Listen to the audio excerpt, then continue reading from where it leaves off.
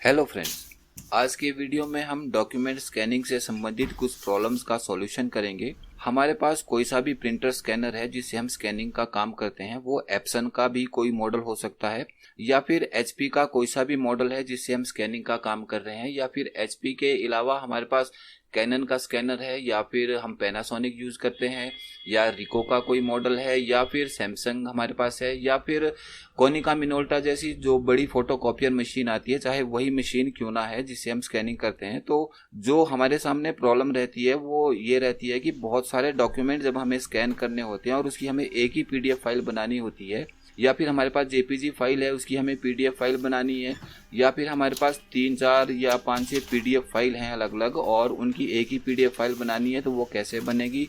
या किसी PDF file में 4-5 या 8-10 पेजेस हैं और उसमें से कोई पेज हमें डिलीट करना है, या उसमें उस पीडीएफ फाइल में हमें कोई पेज ऐड करना है, तो वो पेज कैसे ऐड होगा। और इन सब के लिए हम ऑनलाइन कुछ ना कुछ सॉल्यूशन जो है वो सर्च करते रहते हैं। तो यहाँ मैं आपको एक ऐसे सॉफ्टवेयर के बारे में बताऊंगा जो हमारी लगभग 90% प्रॉब्लम जो है वो सॉल्व कर देगा। तो हमारे पास सिर्फ डॉक्यूमेंट स्कैनर होना चाहिए और हमारे सिस्टम पर उस स्कैनर का सॉफ्टवेयर इंस्टॉल होना चाहिए।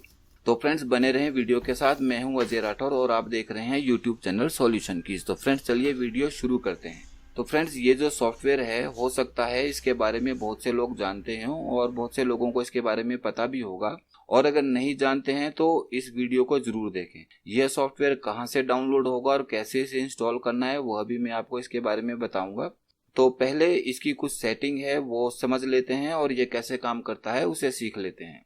तो फ्रेंड्स, जब हम इस सॉफ्टवेयर में काम करते हैं तो इस सॉफ्टवेयर में जितने भी हमारे डिवाइसेस हैं, जितने भी हमारे स्कैनर हैं, वो सारे स्कैनर हमारे पास यहाँ शो हो जाते हैं। जिस तरह से यहाँ अभी मेरे पास 4 स्कैनर हैं जो मैंने कनेक्ट किए हुए हैं अपने सिस्टम से, तो यहाँ पर चारों स्कैनर जो है हमारे शो हो रहे हैं। आपके पास भी जितने स्कैनर होंगे वो सारे यहाँ पर शो हो जाएंगे, और जिस भी स्कैनर से आपने स्कैन करना है उसकी एक आपको प्रोफाइल सेटिंग जो है वो करनी होती है। मान लीजिए एचपी से आपने स्कैन करना है तो उसकी सेटिंग करनी पड़ेगी, या फिर आपने बड़ी कॉपियर से स्कैनिंग करनी है तो उसकी प्रोफाइल सेटिंग आपको बनानी होगी। तो यहाँ पर मैं जो है कोनिका मिनोल्टा वाली कॉपियर से सेटिंग करके आपको बताऊंगा।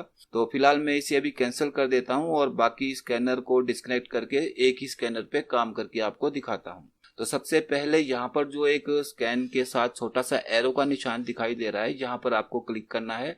नीचे 2 ऑप्शंस मिलेंगी, उसमें से जो पहली ऑप्शन है न्यू प्रोफाइल। तो सबसे पहले हमें प्रोफाइल तैयार करनी है अपने डिवाइस की कि किस सेटिंग पे होगी। तो यहाँ क्लिक करेंगे तो प्रोफाइल सेटिंग की विंडो हमारे सामने ओपन हो जाती है। तो उसमें सबसे पहले ऑप्शन मिलती है हमें डिस्प्ले नेम। तो यहाँ पर जो भी प्रोफाइल हमने सेव करनी है यहाँ पर हमें उसका नाम लिखना होता है, जिस भी नाम से हम उसे सेव रखेंगे।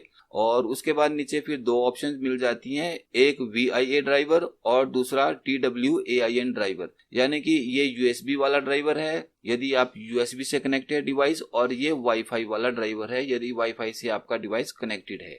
तो हमारे पास USB वाला ड्राइवर है, तो जो स्कैनर है तो हम यहाँ पर USB वाले पर क्लिक रखेंगे। उसके बाद डिवाइसेस, तो चूज डिवाइसेस पर जब हम क्लिक करते हैं तो यहाँ पर जितने भी डिवाइसेस स्कैनर हमारे कनेक्ट होते हैं सिस्टम पर वो सारे शो हो जाते हैं।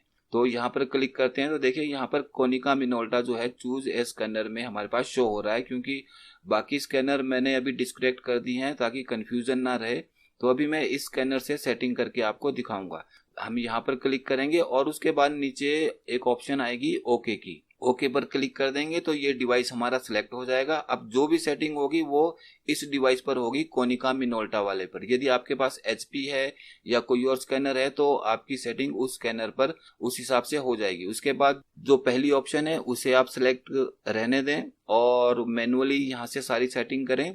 और सबसे पहले पेपर साइज, तो paper size A4 maximum scanner होते हैं, तो A4 यहाँ से सिलेक्ट कर लेंगे हम पेपर का साइज। उसके बाद आता है रेजोल्यूशन, तो जो पीडीएफ फाइल है उसके लिए 200 जो रेजोल्यूशन है DPI का वो जस्टिफाई है, इतना काफी रहता है। और दूसरी साइड हमें ऑप्शन मिल जाती है कि जो स्कैनिंग है वो कलर्ड में करनी है, ग्रे स्केल में या ब्लैक एंड व्हाइट में। तो हमें कलर में स्कैनिंग करनी है तो हम यहाँ से कलर रहने देंगे और बाकी सेटिंग हमें कुछ नहीं छेड़नी है। उसके बाद नीचे एक और ऑप्शन मिलती है एडवांस की, तो यहाँ पर हम क्लिक करेंगे तो यहाँ पर हमें जो फाइल का साइज है उसे बड़ा छोटा करने की यहाँ पर ऑप्शन मिल जाती है। सबसे पहले इमेज क्वालिटी, तो ये जो इमेज क्वालिटी 75 पर बाय डिफॉल्ट है और इस पॉइंटर को जब हम कम करेंगे तो हमारा जो फाइल का साइज है वो भी कम हो जाएगा, साथ ही साथ इमेज की भी थोड़ी जो क्वालिटी है वो इसमें कम हो जाती है, पर इतना ज़्यादा फर्क नहीं पड़ता है पीडीएफ फाइल में। तो यहाँ से जब हम इसकी पॉइंटर को कम करेंगे तो उससे फाइल साइज भी हमारा कम हो जाता है, बड़ा साइज नहीं बनता है। तो अभी हम इसे बाय डिफ़ॉल्ट 75 है तो हम इसे 75 ही रहने देते हैं। तो अभी इसे हम कैंसिल कर देते हैं क्योंकि हमें ये सेटिंग नहीं छेड़नी है, सिर्फ ये मैंने आपको बताने के लिए विंडो ओपन की थी। अब आता है प्रोफाइल नेम। तो यहाँ पर जो प्रोफाइल नेम है वो आपको किस तरह से लिखना है। देखिए 200 DPI पे हमने ये सेटिंग की है, A4 साइज पेपर है, जैसे पैन कार्ड के फॉर्म हम करते हैं 200 DPI पे। तो यहाँ पर हम यादाश्त के लिए लिख लेंगे कि ये जो सेटिंग है ये 200 DPI यहाँ लिख देंगे और आगे स्कैनर का नाम। तो हमने कोनिका मिनोल्टा भी कनेक्ट किया है तो हम यहाँ पर कोनिका लिख देंगे ताकि याद रहे। आपके पास जो भी स्कैनर है आप उसका नाम लिख सकते हैं, जैसे मान लीजिए आपके पास HP का स्कैनर है या कैनन है, पैनासोनिक है, या जो भी स्कैनर है वहां पर आप उस हिसाब से अपने स्कैनर का नाम लिख सकते हैं ताकि याद रहे कि ये सेटिंग हमारी इस स्कैनर की है। तो वो सेटिंग उसी स्कैनर पर काम करेगी, दूसरे स्कैनर पर काम नहीं करेगी। तो यहाँ पर मैं इसको 200 DPI और कोनिका लिख लेता हूँ यादाश्त के लिए। और अलग अलग प्रोफाइल के लिए आप अलग अलग सेटिंग कर सकते हैं। उसके बाद जैसे ही हम यहाँ पर ओके के बटन पर क्लिक करेंगे तो स्कैनिंग शुरू हो जाएगी और हमारे स्कैनर में पेज लगा होना चाहिए। तो देखिए ओके पर क्लिक करते ही इसने फर्स्ट पेज हमारा स्कैन कर दिया, ये आ गया हमारा फर्स्ट पेज। तो इस तरह से जब हम स्कैन पर दोबारा क्लिक करेंगे तो सेकंड पेज स्कैन हो जाएगा। और ये प्रोफाइल यहाँ पर क्लिक करेंगे तो जो प्रोफाइल हमने बनाई है वो यहाँ पर हमें शो हो जाती है। तो अब हम सेकंड पेज भी स्कैन करेंगे तो सिर्फ स्कैन के बटन पर क्लिक करना है क्योंकि सेटिंग हो चुकी है और ये सेकंड पेज हमारा स्कैन हो गया। उसके बाद थर्ड पेज लगा देंगे स्कैनर में और स्कैन के बटन पर क्लिक करेंगे और तीनों हमारे पेज स्कैन हो गए। इस तरह से 3 पेज स्कैन हो गए। अब इसको सेव करने का पीडीएफ फाइल में बहुत सिंपल तरीका है। ऊपर लिखा है सेव पीडीएफ और सेव इमेज, 2 तरह की ऑप्शन हमें यहाँ पर मिल जाती है। तो यदि हमें पीडीएफ फाइल सेव करनी है या जेपीईजी सेव करनी है इमेज फाइल, तो जिस फाइल पर आप क्लिक करेंगे तो ये उसी फाइल में हमारी सेव हो जाती है। जेपीईजी में अलग अलग पेज सेव होंगे और पीडीएफ में मर्ज होकर एक ही फाइल में पीडीएफ बन जाएगी। तो हम सेव पीडीएफ पर क्लिक कर देते हैं पहले और लोकेशन सेट कर लें जहां भी आप इसे सेव करना चाहते हैं। तो हम इसे डेस्कटॉप पे लेके और नाम लिख लेते हैं TEST test1 और इसे सेव कर देते हैं। तो ये पीडीएफ फाइल सेव हो गई। अब यदि जेपीईजी सेव करनी है तो सेव इमेजेस पर क्लिक करेंगे और फाइल नेम दे देंगे। तो फाइल नेम हम इसे दे देते हैं 1 और इसे सेव कर लेते हैं। तो ये हमारी दोनों फाइल यहाँ पर सेव होगी। अब इसे चेक कर लेते हैं हम। ये देखिए फ्रेंड्स, ये डेस्कटॉप पर आप देख सकते हैं 1 2 3 फाइल हमारी ये जेपीईजी में सेव हुई हैं अलग अलग। ये पहला पेज, ये दूसरा और ये तीसरा पेज। और ये जो test1 पेज हमने बनाया था ये पीडीएफ फाइल है और ये एक ही फाइल में 3 पेज हमारे एक साथ मर्ज होके सेव हो गए हैं। तो इस तरह से आप कितने भी पेज हों उन्हें स्कैन करके एक ही पीडीएफ फाइल बना सकते हैं। और जब हमारी स्कैनिंग खत्म हो जाती है तो उसके बाद हमारे पास जो एक ऑप्शन है दी हुई लास्ट में क्लियर की, वहां पर क्लिक कर देंगे तो जितने भी पेज हमारे स्कैन किए थे वो सारे क्लियर हो जाएंगे और नेक्स्ट स्कैनिंग जो है हमारी शुरू हो जाएगी नेक्स्ट फाइल के लिए जो नेक्स्ट पीडीएफ बनानी है। अब देखिए सेटिंग, अब यहाँ पर हमारे पास जो है जो 200 DPI की सेटिंग यहाँ शो कर रहा है फर्स्ट नंबर पर। और उसके बाद जो है हमें नई प्रोफाइल बनानी है तो यहाँ क्लिक करेंगे छोटे एरो पर और उसके बाद न्यू प्रोफाइल पे क्लिक करेंगे। अब मान लीजिए जो आईडी कार्ड है, जो मान लीजिए जैसे वोटर कार्ड है, आधार कार्ड है या कोई ऐसी चीज आपने स्कैन करनी है तो उसे कैसे स्कैन करेंगे। यहाँ से डिवाइस से स्कैनर ले लेंगे और यहाँ से पेपर साइज। तो पेपर साइज हमें A4 नहीं लेना है। सबसे नीचे आपको एक ऑप्शन मिलेगी कस्टम, वहां पर क्लिक कर देंगे, फिर एक विंडो ओपन हो जाएगी। तो यहाँ पर आप साइज दे सकते हैं इंच में भी, सेंटीमीटर में भी और मिलीमीटर में भी। तो इंच में हम यहाँ ले लेते हैं साइज, तो यहाँ 5 और यहाँ भी हम 5 कर देते हैं। तो जो अब स्कैनिंग होगी वो 5 इंच बाय 5 इंच एरिया में ही स्कैन हो। और यहाँ पर नाम पूछ रहा है कि भाई जो ये प्रोफाइल हम बना रहे हैं पेपर साइज, इसको नाम क्या रखना है। तो हम इसे नाम दे देते हैं 5x5 और ओके कर देते हैं। ओके करने के साथ ही अब आप यहाँ देख सकते हैं कि यहाँ पर भी 5x5 पेपर जो है हमारा शो हो गया है। और जब यहाँ ड्रॉप डाउन में हम क्लिक करेंगे तो यहाँ पर भी हमारे पास 5x5 इंचेस का जो स्कैनिंग एरिया है वो हमारा सिलेक्ट हो गया, यानी कि अब जो स्कैनिंग होगी वो 5x5 इंचेस में ही हमारी स्कैन होगी इस तरह से। और डीपीआई जो फोटोग्राफ वगैरह है वो हमें अच्छे रेजोल्यूशन में चाहिए होती है, तो यहाँ से हम इसे 400 डीपीआई पे सिलेक्ट कर लेते हैं। और उसके बाद अब यहाँ पर प्रोफाइल नेम में सेव करेंगे, हम 400 लिख देंगे क्योंकि 400 डीपीआई पे कर रहे हैं हम इसे। तो ये सिर्फ एक याददाश्त के लिए है ताकि आपको बार बार ये ना देखना पड़ेगी ये कितने डीपीआई पे है। और आगे अपने स्कैनर का नाम लिख देंगे जैसे मैंने लिख दिया है। आईडी की जगह आप ये भी लिख सकते हैं कि कितने बाई कितने एरिया का जो है ये स्कैनिंग होगी। तो जैसे याददाश्त के लिए 5x5 है तो मैंने यहाँ इस तरह से लिख दिया है। और जैसे हम यहाँ पर ओके पर क्लिक करेंगे तो ये हमारी जो स्कैनिंग है वो सिर्फ 5x5 इंच में जितना भी हमारा पेपर रखा होगा वो हमारा स्कैन हो जाएगा। ये देखिए यहाँ पर 400 डीपीआई में है तो थोड़ा समय ले रहा है। तो ये देखिए ये स्कैन हो गया है हमारा वोटर कार्ड एक तरफ से। अब इसमें भी हमारे पास जो ऑप्शन है वो मिल जाती है। और यहाँ पर हम जब वोटर कार्ड पर क्लिक करेंगे तो यहाँ पर एक ऑप्शन आएगी इमेज की, इमेज पर क्लिक करेंगे और यहाँ पर नीचे हमारे पास एक क्रॉप की ऑप्शन भी है। यदि आपने कोई फोटोग्राफ स्कैन की है तो उसे यहाँ से आप इस तरह से क्रॉपिंग भी कर सकते हैं। पॉइंटर दिए गए हैं चारों तरफ से।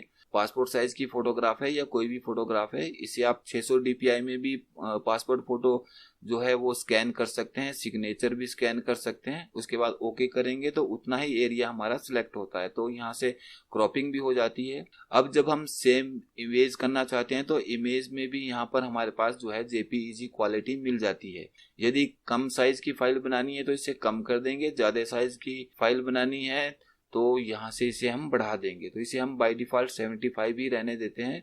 सेव इमेज पर क्लिक करेंगे तो ये फाइल हमारी सेव हो जाएगी।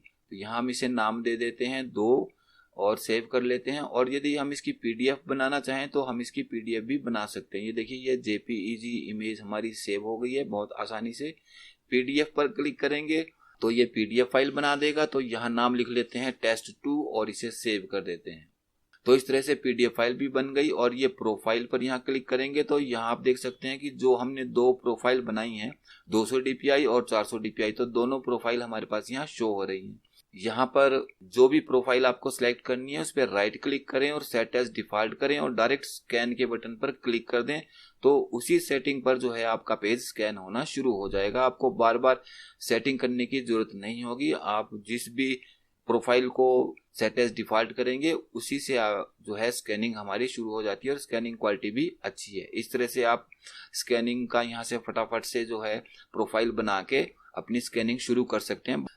अब यहाँ पर एक ऑप्शन हमें मिल जाती है इंपोर्ट की। तो इंपोर्ट पर जब हम क्लिक करेंगे तो किसी भी फाइल को हम इस सॉफ्टवेयर में इंपोर्ट कर सकते हैं।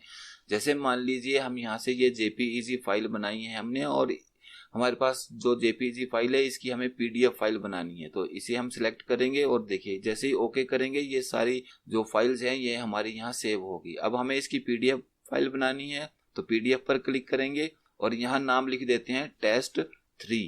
तो ये जो जेपीईजी फाइल है ये हमारी पीडीएफ में एक अलग से फाइल हमारी सेव हो जाएगी। तो ये test3 ये वाली फाइल हमारी बनी है। ये देखिए ये पेज 1, पेज 2 और पेज 3 ये, और साथ में नीचे वोटर कार्ड भी दिखाई दे रहा है।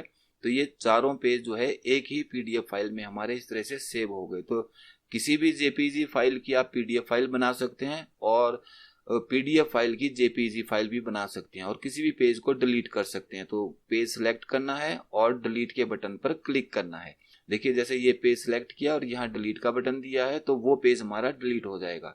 अब ये पेज हम जैसे ही हम सेव पर क्लिक करेंगे test4 इसे लिख देते हैं तो ये सिर्फ 2 पेज हमारे सेव होंगे। तो इस तरह से किसी भी पीडीएफ फाइल में आप पेज को डिलीट भी कर सकते हैं और इसी तरह से किसी भी पीडीएफ फाइल में आप और पेज ऐड भी कर सकते हैं इंपोर्ट करके। और उसके बाद अब बात आती है कि ब्राइटनेस कंट्रास्ट की। तो जिस भी इमेज को आपने ब्राइटनेस कंट्रास्ट करना है पीडीएफ फाइल को, वहां क्लिक करेंगे, इमेज पर क्लिक करेंगे और यहाँ ब्राइटनेस कंट्रास्ट पर। तो यहाँ नीचे पॉइंटर दिए गए हैं कि आपने फाइल में कितनी ब्राइटनेस करनी है और कितनी कंट्रास्ट करनी है। तो यहाँ पर ये भी एक बड़ी अच्छी ऑप्शन है कि यदि आपकी पीडीएफ फाइल डार्क है और वो इतनी ब्राइट अच्छी नहीं है, तो यहाँ से आप उसकी सेटिंग कर सकते हैं, उसको बढ़िया साफ बना सकते हैं, ब्राइटनेस भी कर सकते हैं। उसके बाद ओके कर देंगे तो पीडीएफ फाइल आपकी बिल्कुल क्लियर हो जाएगी, पेज हमारा साफ हो जाएगा। इस सॉफ्टवेयर की मदद से किसी भी पीडीएफ फाइल में पेज ऐड भी किए जा सकते हैं और पेज को डिलीट भी किया जा सकता है। साथ ही साथ पेज में यदि पेज आपको नंबरिंग आगे पीछे करनी है तो वो भी आप पेज को ड्रैग करके आगे पीछे कर सकते, पेज की सेटिंग कर सकते हैं कि कौन सा पेज आपको 1 नंबर पे चाहिए और कौन सा पेज आपको 2 नंबर पे चाहिए। तो इस तरह से ये सेटिंग भी इसमें हो जाती है। तो बहुत ही अच्छा सॉफ्टवेयर है ये। और अब प्रोफाइल में मान लीजिए हमें ये हमारा बाय डिफॉल्ट 400 डीपीआई पे है, अब हमें कोई फॉर्म स्कैन करना है और वो तो हमें 200 डीपीआई पे जरूरत है बीच में, तो हमने अभी आपको बताया था कि राइट क्लिक करना है, सेट एज डिफॉल्ट पर क्लिक करना है और उसके बाद इस विंडो को हम यहाँ से क्लोज कर देंगे और डायरेक्ट स्कैन के बटन पर क्लिक कर देंगे। तो जैसे ये फॉर्म है, मैं कुछ स्कैन कर रहा हूं तो ये देखिए 200 डीपीआई पे स्कैन हो गया। तो इस तरह से बड़ी आसानी से इसमें स्कैन हो जाता है और फाइल भी हमारी जो है पीडीएफ में सेव हो जाती है। तो इस तरह से इस सॉफ्टवेयर का बहुत आसानी से यूज कर सकते हैं। अब ये वाला ये सॉफ्टवेयर है फ्रेंड्स, इस तरह का इसका आइकन जो है हमें नजर आता है और इसका नाम है NAPS2। तो ये एक बहुत ही अच्छा सॉफ्टवेयर है। इसके लिए हम गूगल पर आ जाएंगे और वहां पर लिखेंगे NAPS2 और एंटर लगा देंगे। तो यहाँ पर हमें ऑप्शन मिल जाती है नीचे, इसको स्टार रेटिंग भी काफी अच्छी मिली हुई है और यहाँ पर हम क्लिक करेंगे तो जो इसका वेब पेज है वो हमारे सामने ओपन हो जाएगा, साइट ओपन हो जाएगी। यहाँ पर ऑप्शन मिलेगी फर्स्ट नंबर पर डाउनलोड, वहां क्लिक कर देंगे। जो लोकेशन आपने सेट करनी है, जहां डाउनलोड करना है उसे सेलेक्ट कर लेंगे और ये NAPS2 जो वर्जन है ये हमारा सेव हो जाएगा और उसके बाद इसे हम इंस्टॉल करेंगे। तो ये रहा फ्रेंड्स सॉफ्टवेयर, इसे राइट क्लिक करेंगे और रन एज एडमिनिस्ट्रेटर पर हम यहाँ पर क्लिक कर देंगे। उसके बाद ओके कर देना है, एग्री करना है, I accept and agree and next next करते जाना है और क्रिएट डेस्कटॉप आइकन यहाँ क्लिक कर देंगे तो जो इसका एक आइकन है वो डेस्कटॉप पर भी हमारे शो हो जाता है और इसे इंस्टॉल कर देंगे और ये बहुत जल्दी जो है इंस्टॉल हो जाता है। छोटा सा सॉफ्टवेयर है और बहुत ही यूजफुल है। और उसके बाद फिनिश। तो फ्रेंड्स उम्मीद है आपको ये सॉफ्टवेयर भी पसंद आएगा और जो ये मैंने वीडियो बनाई है इसमें जो आपको जानकारी दी है, सेटिंग वगैरह बताई है, वो भी आपको पसंद आएगी। तो फ्रेंड्स वीडियो पसंद आए तो लाइक करें और शेयर करें। तो फ्रेंड्स फिर मिलते हैं एक नई वीडियो के साथ। धन्यवाद। आपका दिन शुभ हो।